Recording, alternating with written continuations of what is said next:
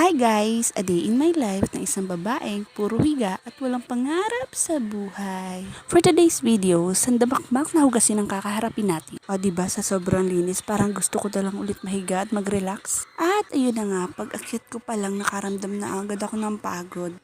O diba, syempre may pa-transition ang inyong ateng. Kaya ayan, nakaharap na agad ako sa hugasin. At syempre, charan! Walang tubig guys. Kaya ito, tinatamad ako. Ito ang dahilan kung bakit ayaw ko maghugas. Nag-iisip ako ng paraan kung paano ko i-approach yung kapatid ko para mautusan ko sa pagbuhat ng tubig dito sa kusina. Walang tubig ngayon kasi sabi ng prime water may ayusin na naman daw. Pangalawang beses na to guys. Buti na lang talaga na utusan ko yung kapatid ko na mapagbuhat ng isang timbang tubig.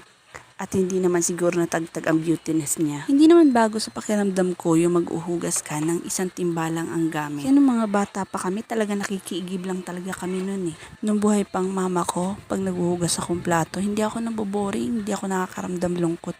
Kasi andyan siya sa gilid ko, nakikipag-chismisan, nagchichismisan kaming dalawa. Pero simula nang mawala na siya, ayan, halos lagi nila ako mag-isa, nakakalungkot.